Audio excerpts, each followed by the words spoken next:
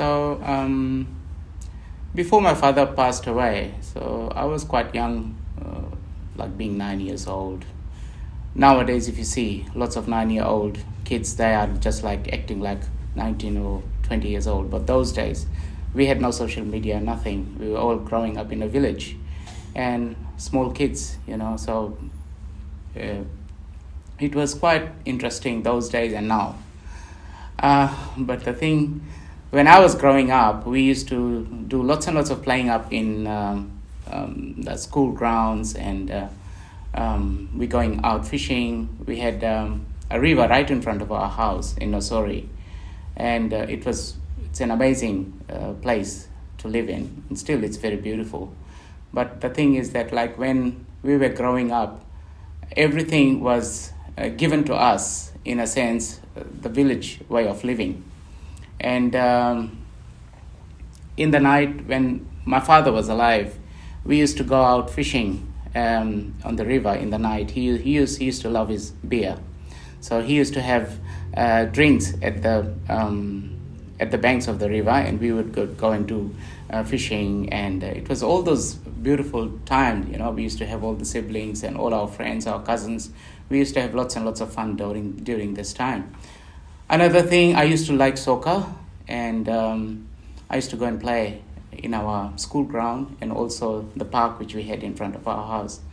So those were the beautiful memories. And because I was the youngest in the family, I was quite cheeky as well, and very friendly with all the other kids. I always wanted to be with my friends, and I used to get into trouble all the time because I used to do things a bit mischievous stuff, and then somebody else gets the blame. But they always look at me, and they used to say, he's very innocent. But yeah, there was some mischievous act in that.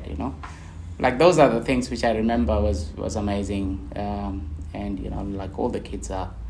And when my father passed away, I was 9 years old, and it was quite a trauma to all the family, and especially to me, because he passed away in his dream, sort of like in his sleep. And we woke up in the morning, and I heard that somebody is crying at 5 o'clock in the morning. I heard the voice, and that was my mom, who was found him that he's no longer. And when I woke up from the bed and I came into the lounge room and saw that he's lying down, folded his hands like doing a pranam, and he's like as if he's bowing down to us, but he was gone. And that was a big shock, and I didn't know that time what was happening. So anyway, they all started crying, and then my sisters and my brothers all were there, and it was a big shock for me. That was quite a trauma, but we started accepting life as it is. And within that year, I was living with a family. We were living about 13 of us living in one family. And my father passed away. And then within 2 months, my grandfather passed away. And then after a few months, one of our auntie, she used to live with us, she passed away. So 3 of our family members passed in one house.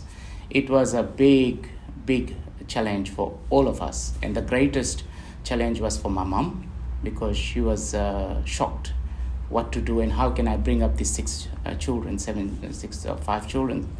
And then that was quite a challenge for the family. And so that's one of the things which it started our journey. So when my father passed away, lots of people were helping, but at the same time, because we were quite poor, we were very, very, in a sense, we were quite poor. We wanted everything, but my mother couldn't fulfill our needs. So what happened? My eldest sister, she was working in a bank, and she actually was our breadwinner after my father passed away.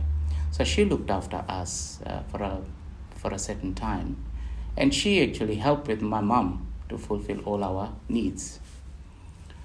During that 9 years of like with that childhood of mine, I went through so much of trauma as well in many different ways, and lots of bullying and lots of things, because when you're a young boy and lots of things happened. So, but that was a challenge, that was quite difficult. But yeah, and I feel that like anyone who is at that age, if he goes through some more stuff with challenges of other things which has happened to them, it will be very, very difficult. And what happened, another thing which happened to me is when I was that age, I was quite sick, and I ended up in a hospital, and the doctors didn't know what was happening to me, and they did a lumbar puncture and tried to find it out what was happening.